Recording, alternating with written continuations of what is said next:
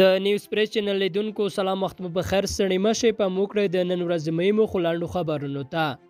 حنیف اتمر وایي د مزار کابل پېښور د پټلۍ لار نقشه لاسلیک شوه. د افغانستان د بهرنیو چارو وزیر حنیف اتمر وایي د دغه هیواد پاکستان او ازبکستان ترمنځ د پټلۍ جوړولو لار نقشه پرون سه شنبه اړوند چارواکو لاسلیک کړه. حنیف اتمر چې درې اړخیزه غونډه کې د ګډون لپاره د ازبکستان پلازمینه تشکند ته تللی، خپل ټویټر کې دا خبره لیکلې ده.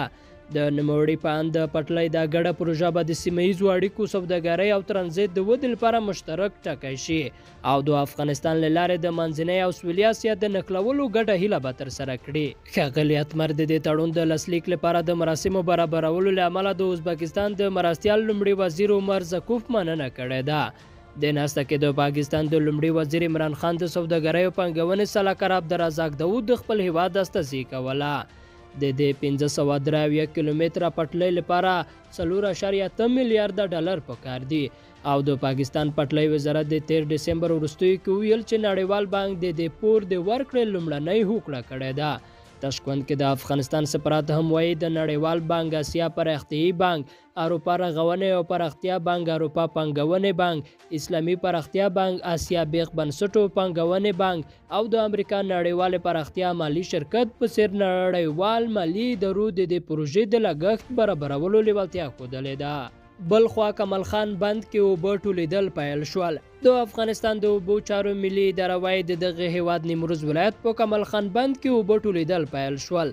د دې ادارې ویان نظام خپلواک وایي روان کال به د دې بند اوبو کارول پیل شي. د بند چارې بشپړې شوې دي او اوس اوبه پکې ټولېږي. د بند سره به د نیمروز خړې دښتې زرغونې شي.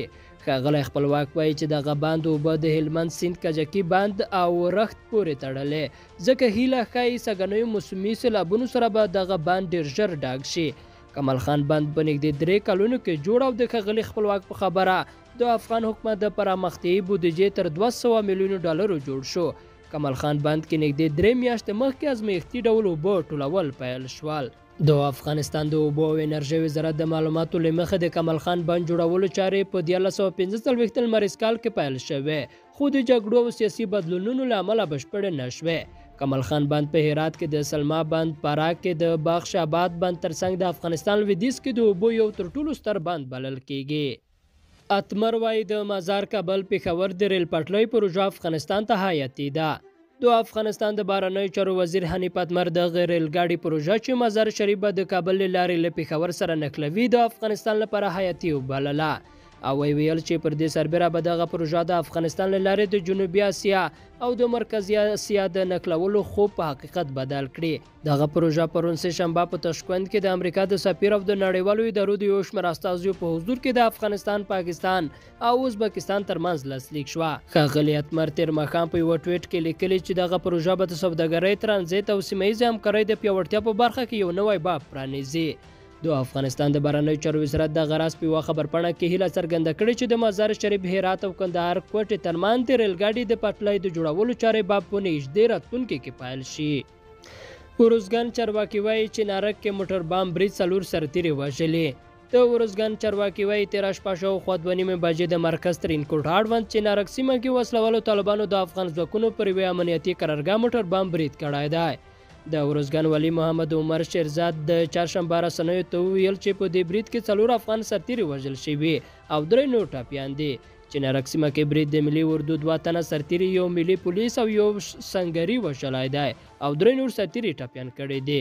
ښاغلی شیرزاد زیاتوي سیمې ته تازه دمې ځواکونه رسېدلي او وضعیت یې کابو کړی دی. خو په یاد قرارګاه کې سرتیري او عیني شهیدان بیا وایي د 14 15 سرتیري وژلي او 15 نورې ټپیان کړي دي. همداراز د ترینکوټ د ولایتي روغتون ډاکټران هم وایي د تېرې شپې د 14 له ځایه ورته د 15 وژل شویو سرتیرو جسدونه او 15 ټپیان ور انتقال شوي دي. تر دې دمه د دې پیښې پړه کومې وسلواله ډلې نه ده منلې. نن د کابل ښار د 15 امنیتي حوزې اړوند د تراخیلو تنګي نومي سیمه کې د مقناطیسي ماین چاودنه شوې ده. د راپورونو له مخې ماین پر یوه رینجر ډوله موټر چاودلی دی. ویل کېږي چې په پیښه کې 15 کسان ټپیان شوي دي. دغه راز راپورونه وایي چې د کابل ښار د 9 امنیتي حوزې اړوند په دیسپیچري سیمه کې هم د پولیسو پر یوه موټر د مقناطیسي ماین چاودنه شوې ده. د پیښو بڼه نور جزئیات نه دي ورکړل شوي. د افغانستان د کرنې او بولاګونې او مالدارۍ وزارت وايي په لغمان ولایت کې د بیرې 400 هکټره ځنګلونه جوړ شوي دي. د دې وزارت ویان اکبر رستمي د چهارشنبې په ورځ ازادي راډیو ته ویل د دې نیالګیو د کېښودلو لړۍ 2 کاله وړاندې د خوړو نړیوالې ادارې WFP په مرسته پیل شوې چې په یاده موده کې یې 650 کسانو ته د کار زمینه برابره کړې ده. ښاغلی رستمي زیاتوي یاد ځنګلونه د شاتو مچیو د روزنې د صنعت د پرمختګ او د شاتو د تولیداتو د زیاتوالي په پار جوړ شوي دي.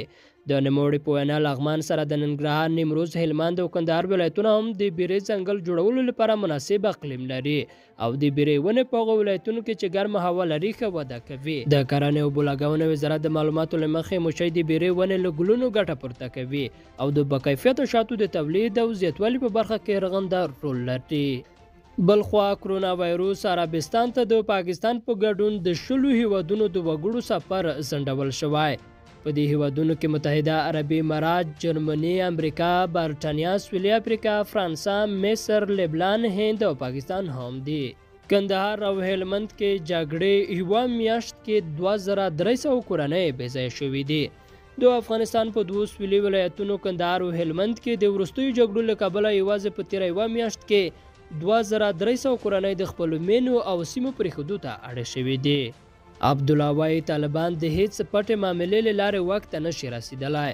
د افغانستان د ملي مصالحې عالي شورا مشر عبدالله وایي هیڅ پټه معامله طالبان واک ته نشي رسولی.